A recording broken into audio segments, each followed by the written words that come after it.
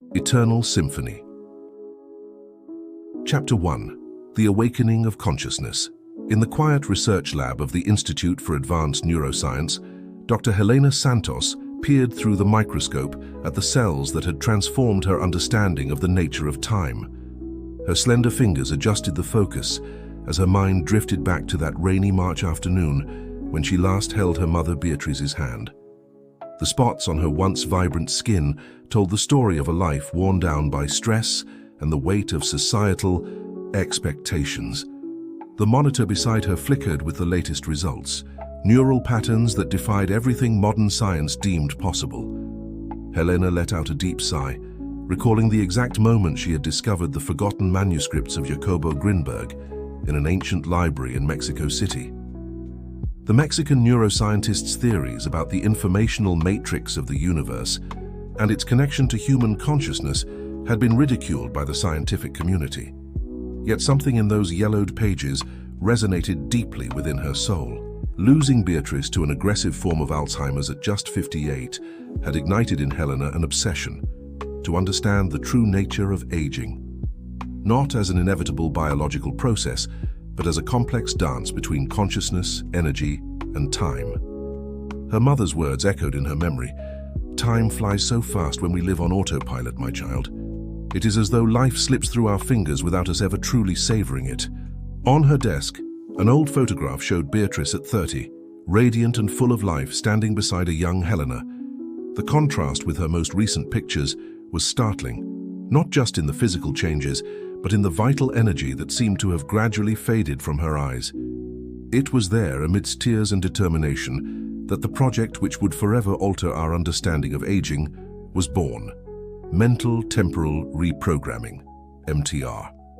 The first breakthrough came when Helena began studying Tibetan monks, who maintained a youthful appearance even in advanced age. Through sophisticated brain scans, she discovered unique patterns of neural activity during their deep meditative states. These patterns bore a curious resemblance to those found in young children, a state of pure presence, free from mental constructs of time and age. As she organized her notes that evening, Helena reflected on how Grinberg's discoveries about the neuronal lattice, a holographic network connecting all consciousness, might explain the surprising results she was beginning to observe. If time, as he suggested, was a construct of the mind within this universal matrix, then theoretically, it should be possible to reprogram our relationship with it. The gentle sound of rain against the laboratory window created a hypnotic melody, reminding her of the words of quantum physicist David Bohm about the illusory nature of linear time. In her research journal, Helena penned, "What if aging isn't a one-way street? What if, just as water can exist in different states, liquid, solid, gas, our relationship with time could also be transformed through consciousness?" Her thoughts were abruptly interrupted by the chime of her phone, a message from Marcus Chen, one of the most promising volunteers for the RTM pilot project. "Dr. Santos, I need to tell you something unbelievable." The message read, followed by a photo that made her heart race. Marcus, who had only begun meditation and energy reconnection practices 3 months prior, showed a subtle yet undeniable change. His graying hair was beginning to regain its original color. A shiver ran down Helena's spine. The implications were enormous, and she knew she was only scratching the surface of something far greater. Closing her notebook, she gazed at the night sky through the laboratory window. The stars seemed to pulse with a different energy now, as if they were sharing an ancient secret about the true nature of time and consciousness. The first chapter of her journey was just beginning, and with it, a silent revolution that would challenge everything we thought we knew about aging, consciousness, and the limits of human potential. Little did Helena know that her discoveries would not only change science forever, but would also set her on a collision course with powerful forces that preferred to keep humanity shackled to the chains of linear time. Forrester Neuro Chapter 2, The Waves of Time. The morning was just breaking when Helena arrived at the Holistic Research Center, a space adapted from an old mansion on the outskirts of the city. Dew still covered the meticulously maintained Zen garden, where the volunteers of the RTM project would soon gather for their morning meditation session. The air held that special quality of the early hours, when the veil between worlds seems thinnest. Marcus Chen was already waiting for her in the makeshift laboratory, his dark eyes gleaming with an intensity Helena was beginning to recognize in all the experiment's participants. At 65, the retired physics professor had become more than just a volunteer. He was a vital partner in understanding the theoretical underpinnings of the transformations they were observing. "You need to see this," he said, handing her a folder with his latest test results. The cellular analyses revealed something extraordinary. His cells now had significantly longer telomeres than they had 3 months prior, a characteristic typically associated with cellular youth. Even more astonishing were the levels of mitochondrial activity, which resembled those of a 40-year-old man. Helena absorbed the data with a blend of scientific excitement and spiritual reverence. The words of Deepak Chopra on the quantum nature of aging echoed in her mind. "Every cell in our body is in constant communication with the infinite field of intelligence that permeates the cosmos." What her volunteers were achieving seemed to confirm this ancient wisdom. The arrival of the other participants filled the room with a palpable energy. Sofia Mendes, a 72-year-old artist, entered with the grace of a ballerina, her face radiating a vitality that defied the numbers on her birth certificate. Behind her, Dr. James Wilson, a 58-year-old skeptical neurologist who had initially joined the project to expose its flaws, now displayed a youthful sparkle in his eyes that had been absent months before. As she prepared the equipment for another session of neural monitoring, Helena reflected on the changes she observed in her volunteers. It wasn't just the physical transformations, though these were remarkable, but a profound shift in the way they experienced reality. In their journals, they described an increasing sensation of temporal expansion, as if each moment stretched infinitely, brimming with possibilities. The RTM protocol they had developed combined seemingly disparate elements: deep meditation rooted in ancient Tibetan techniques, guided visualizations inspired by Grinberg's studies on the holographic matrix of consciousness, and energy reconnection practices grounded in quantum physics. But the true secret, Helena was beginning to realize, lay in the fundamental shift in the participants' relationship with time. Time is not an arrow, Marcus explained during one of the group sessions, but a field of infinite possibilities. When we alter our perception, we literally change the way our cells interpret and express temporal information. His background in quantum physics provided a vital bridge between Western science and the mystical traditions that informed their discoveries. It was during one of these sessions that Sofia shared an experience that would alter the course of their research. During an exceptionally deep meditation, she had undergone what she described as a temporal dissolution, a state where past, present, and future seemed to coexist simultaneously. In the weeks following this event, her rheumatoid arthritis, which had plagued her for decades, began to inexplicably recede. Helena meticulously documented each case, building a database that challenged conventional understanding of aging and consciousness. But with each new discovery, her concern also grew. The first signs of external interest began to emerge: curious emails from major pharmaceutical companies, information requests from private research institutes, even an attempted hack on her computer system. One afternoon, as she was analyzing the latest EEG readings from the participants, Helena received an unexpected visit. Dr. Thomas Richardson, a representative from one of the world's largest pharmaceutical conglomerates, stood at her door. His smile was friendly, but his eyes were as cold as ice when he said, "Dr. Santos, we would like to discuss a partnership proposal and a warning." Chapter 3: Shadows and Revelations. Helena's office seemed smaller that afternoon, as if the walls were closing in around her while she digested Dr. Richardson's words. The representative from PharmaCorp had been diplomatically menacing, weaving warnings about scientific responsibility and safety protocols into a meticulously crafted corporate rhetoric. "I understand, Dr. Santos," he had said, adjusting his silk tie. "Unregulated experiments with human consciousness could have unpredictable consequences. We are merely concerned for the well-being of your volunteers." What he left unsaid, but Helena understood all too clearly, was that a treatment promising to reverse aging through consciousness posed a multi-billion-dollar threat to the pharmaceutical industry. As she organized her notes that evening, a pattern began to emerge. The most significant transformations in the volunteers weren't occurring solely during meditation sessions, but in moments of confrontation with their deepest shadows. Sophia, for instance, had experienced a dramatic regression in her arthritis after an especially intense session where she relived and finally released the trauma of her son's death decades prior. "The physical body," Helena wrote in her journal, "appears to be a living archive of our unprocessed emotional experiences. Accelerated aging may be a physical manifestation of accumulated trauma, not just personal, but collective as well." Carl Jung's insights into the shadow and the collective unconscious took on new meaning in light of her findings. It was during a late-night data analysis session that Helena made a startling discovery.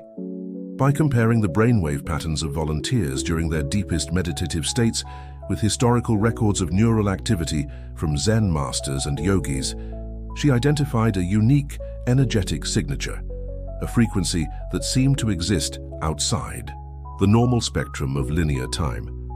Dr. James Wilson, who had become one of the project's most enthusiastic advocates following his own transformation, offered an intriguing perspective. "It's as though we're tuning into a radio station that has always been there, but our receivers were poorly calibrated to pick it up." His analogy sparked in Helena a memory of Nikola Tesla's studies on resonant frequencies and free energy. The implications were staggering. If aging, as her research suggested, was a physical manifestation of misalignment with this fundamental frequency of the universe, then the process of rejuvenation was less about reversing time and more about returning to a natural state of harmony with the cosmos. Yet with each new discovery, the external pressure mounted. Mysterious emails began appearing in her inbox, some containing veiled threats, others offering astronomical sums for the RTM technology. One night, Helena found her laboratory ransacked, though nothing seemed to have been taken. The message was clear. Someone was watching. Marcus was the first to notice the subtle shifts in her demeanor. "You're starting to carry the same kind of tension you're trying to help others release," he observed gently, during a break between sessions. "Remember what we discovered. Fear is one of the primary anchors that bind us to aging." His words struck a deep chord within Helena. She realized she was allowing external threats to push her back into the same patterns of stress and fear she had observed in her mother. The irony wasn't lost on her. While helping others transcend aging, she was at risk of succumbing to the very patterns that accelerated the process. It was in this moment of clarity that Helena made a decision that would alter the course of everything. If corporate power sought to suppress her discoveries through fear and intimidation, she would respond with the very essence of her findings: openness, transparency, and connection. On a night of the full moon, she gathered all the volunteers in the garden at the center. Under the stars, she shared not only the complete scientific results of her research, but also her fears, her hopes, and the personal journey that had brought her to this point. The vulnerability of that moment created a resonance that could be felt by everyone present. "What we have discovered here," she said, her voice trembling slightly with emotion, "belongs to no corporation or individual. It is the birthright of every human being, the ability to live in harmony with time, free from the mental constructs that imprison us in an artificial cycle of decay." What Helena did not know at that moment was that her decision to openly share her discoveries would set off a chain of events that would test not only her theory on aging, but also her deepest convictions about the nature of reality and the purpose of human consciousness. Chapter 4. Deep Resonances. Dawn found Helena in her laboratory, engrossed in a discovery that made her heart race. The latest tests on Sophia revealed something extraordinary. Her cells were not merely regenerating, they were vibrating at a frequency that defied the known paradigms of biology. It was as though every atom of her body was dancing in harmony with a melody that science had yet to learn how to hear. Dr. Wilson, who now spent more time in the laboratory than in his own neurology clinic, was equally captivated by the results. "It's as if we're witnessing an entirely new form of cellular communication," he remarked, adjusting his glasses to scrutinize the charts more closely. "The cells appear to be responding to an informational field that transcends normal spatio-temporal limitations." The theory was beginning to crystallize in his mind. What if aging was fundamentally a communication issue, not just between cells, but between individual consciousness and the universal informational field that Grinberg had described in his work? The transformations they observed in their volunteers seemed to suggest that by tuning into certain frequencies of consciousness, the physical body naturally aligned itself with a more harmonious and regenerative state. As Helena pondered these possibilities, a new dimension of the experiment began to unfold. The volunteers weren't merely rejuvenating physically, they were developing abilities that seemed to defy the conventional boundaries of human perception. Sophia began reporting experiences of cellular memory, accessing information and skills she had no conscious knowledge of possessing. Marcus discovered that he could influence electromagnetic fields around him through focused intention. The key appeared to lie in the practice Helena had dubbed quantum immersion, a deep meditative state where participants experienced a complete dissolution of the boundaries of the ego and linear time.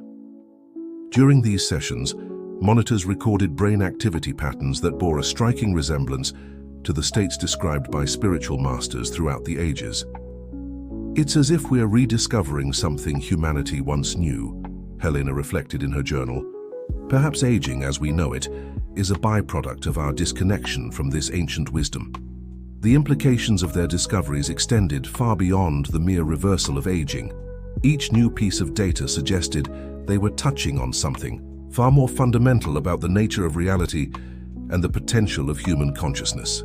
David Bohm's work on the implicate order and the holographic universe provided a theoretical framework for understanding what they were observing. Every part of the universe contains information about the whole, and human consciousness has the capacity to access and influence this unified field of information. But with each new discovery came new challenges. Some volunteers began reporting experiences that bordered on the supernatural, visions of the future, telepathic communication, and sensations of unity with the cosmos that left them temporarily disoriented. Helena found herself navigating not only scientific inquiries, but also profound ethical and spiritual dilemmas. It was during one of these crises that she received an unexpected visit. An elderly Buddhist nun, who had heard of her work through mysterious channels, appeared at the center one morning. Her eyes, though physically aged, shone with a timeless youth that Helena recognized immediately. "What you have rediscovered," the nun said with a serene smile, "is merely the tip of a much deeper iceberg. Time, as you have begun to perceive, is not a river flowing in a single direction, but an infinite ocean of possibilities, and human consciousness is the vessel that sails these waters." Chapter 5. The Collective Awakening. The visit of the Buddhist nun, who introduced herself simply as Sister May, brought about a subtle yet profound shift in the RTM project.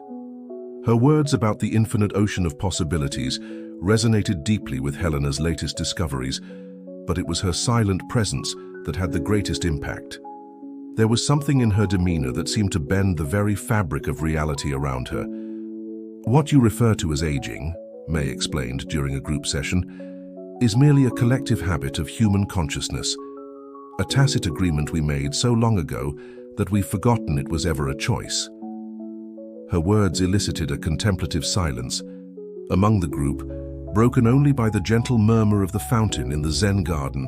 Helena observed how May's presence catalyzed even deeper transformations in the volunteers. It was as though her mere existence created a field of expanded possibilities, where limitations once accepted as absolute began to dissolve. The data collected during these sessions revealed patterns of neural coherence never before recorded. It was during one such session that what Helena would later describe in her journal as the moment occurred. Sophia, Marcus, and Dr. Wilson, seated in deep meditation alongside the other volunteers, began to exhibit extraordinary synchronization in their brainwave patterns. It was as though their individual consciousnesses were merging into a unified field of experience. What we are witnessing, Helena wrote in her report that evening, suggests that human consciousness may exist in a state of quantum entanglement, akin to what is described in particle physics. When multiple consciousnesses resonate together, there appears to be an exponential amplification of the effect on physical matter. The results were undeniable. During these sessions of unified consciousness, as they came to call them, the Yamam, physical transformations in participants accelerated dramatically. Wrinkles vanished in a matter of days, not weeks. Chronic health issues dissolved like mist under the morning sun. Even more astonishing, these changes began to affect individuals who were not even directly participating in the sessions. Staff. At the center, occasional visitors and even family members of the volunteers started reporting inexplicable experiences of rejuvenation and healing. It was as though the field generated by the group was expanding, touching lives far beyond the walls of the laboratory. Sister May smiled when Helena shared these observations. "What you are rediscovering," she said, "is something the ancient masters have always known. Consciousness is not confined to the individual brain. It is a universal field in which we all participate. When a group of people attains a sufficiently coherent state of expanded consciousness, it creates a kind of domino effect within the quantum field." The implications were revolutionary. If aging was truly a field phenomenon, influenced by collective consciousness, then individual transformation alone would not suffice. What was needed was a shift in the very collective paradigm that upheld the perception of aging as inevitable. It was at this moment that Helena began to understand why corporate forces were so determined to suppress her discoveries. It wasn't just about pharmaceutical profits. It was about power. A world where people could access their innate potential for self-regeneration and expanded consciousness would be a world vastly different from the current system of dependency and control. The external pressure continued to mount. Attempts at digital breaches grew more frequent. Reporters began to gather in the city center, some openly hostile to the project. Yet something had shifted in how Helena and her team responded to these threats. Instead of fear, there was a sense of clear, unwavering purpose. Perhaps, Helena reflected during a conversation with Marcus, this external resistance is precisely the catalyst we needed. It's forcing us to strengthen our field of coherence, to deepen our understanding of what it truly means to transcend perceived limitations. Sister May, who had been listening quietly, added, "In the Buddhist tradition, we say that the obstacle is the path. Every challenge we face is an opportunity to expand our awareness, to transcend old patterns of thought and being." It was then that Helena had an idea that would change everything. If the field of expanded consciousness truly held the power to influence physical reality beyond spatial limitations, why not create a global-scale experiment? Using the internet and social media, they could coordinate synchronized meditation sessions with groups around the world. Imagine, she proposed during a team meeting, thousands, perhaps millions of people, all attuned simultaneously to this field of expanded possibilities. The potential for collective transformation would be extraordinary. Grinberg's words about the holographic matrix of consciousness took on new meaning. If each individual was a hologram of the whole, then every individual transformation had the potential to influence the collective field. And if a critical number of people could sustain this state of expanded consciousness simultaneously, what Helena didn't know was that her proposal for a global experiment would coincide with a rare astronomical event, a planetary alignment, that ancient texts described as a portal for the collective transformation of human consciousness. The universe, it seemed, was conspiring to create the perfect conditions for what was to come. Chapter 6. The Dance of Dimensions. The plan for the global unified consciousness experiment was taking shape rapidly.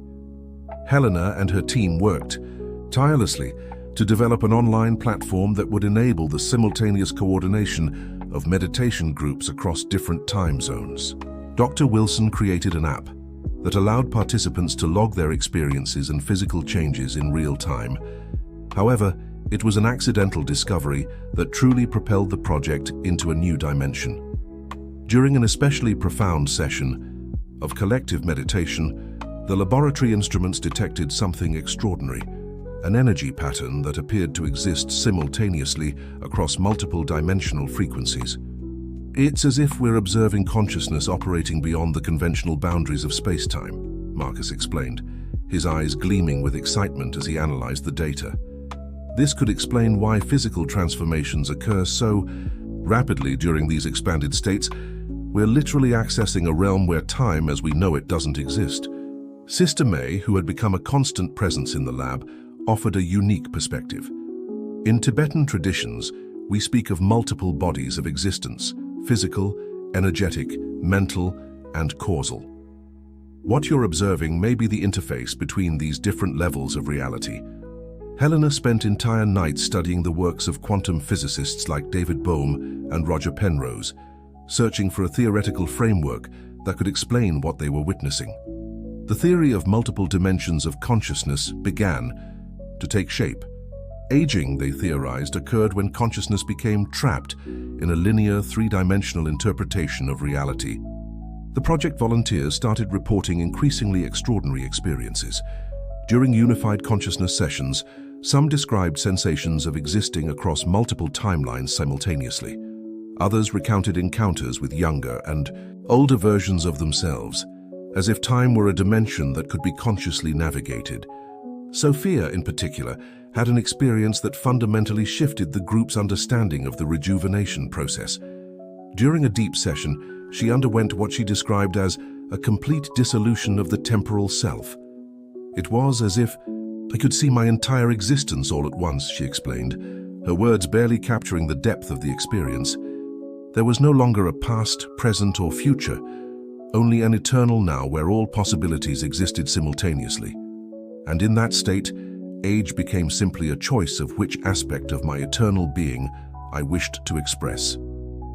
The examinations conducted after this experience revealed something remarkable. Sophia's cells were not merely regenerating, they were expressing an entirely new pattern of organization, as if they were reconfiguring themselves according to a more fundamental blueprint of life. Chapter 7: The Portal to Infinity. The news of the planetary alignment arrived in an unexpected email from Marcus's astronomer friend.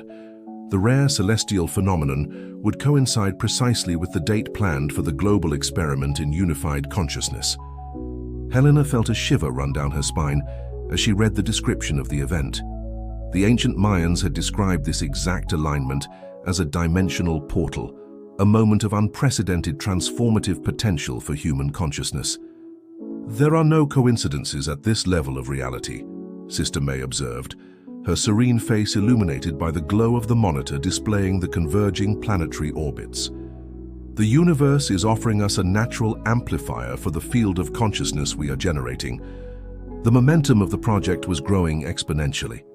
Meditation groups across every continent had signed up to participate in the synchronized experiment. The online platform developed by the team was registering tens of thousands of participants, and preliminary reports of spontaneous transformations were already beginning to pour in from different corners of the globe. However, as the project's visibility grew, so did attempts to interfere.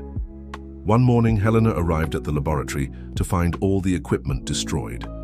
Security cameras had been deactivated, leaving no trace of the perpetrators. Yet, instead of despair, she felt an eerie calm. "They still don't understand," she told her team, gathered amidst the wreckage.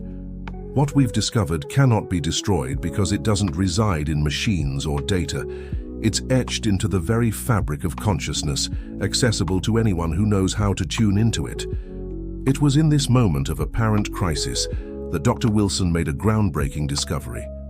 Analyzing the last set of data collected before the equipment was destroyed, he identified a pattern that had gone unnoticed.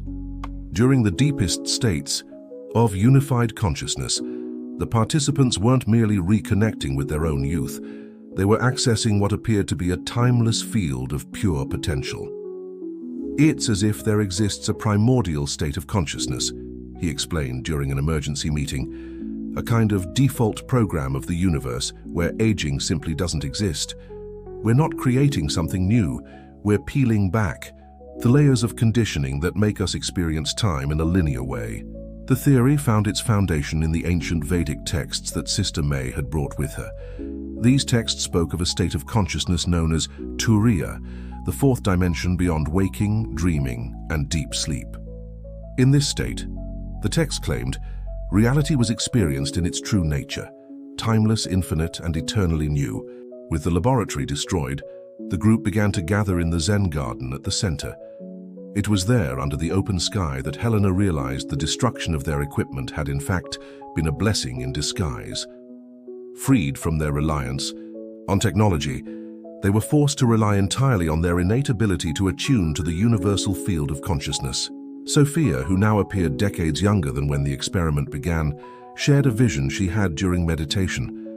I saw humanity as a grand symphony, each individual consciousness a unique note in an infinite composition. Aging occurs when we fall out of tune with the universal melody. What we are doing is simply relearning how to listen and participate in this eternal music. As the day of the planetary alignment drew near, a palpable energy began to build. Participants from around the world reported synchronized dreams and inexplicable experiences of spontaneous rejuvenation. It was as though the expanded field of consciousness they had generated was self-organizing, preparing for a quantum leap in human evolution. On the eve of the global event, Helena gathered her core team for a final preparation session. The night sky was extraordinarily clear, the constellations shining with an unusual intensity. Sister May, seated in perfect lotus posture, shared a final piece of wisdom. What you have initiated here goes far beyond physical rejuvenation.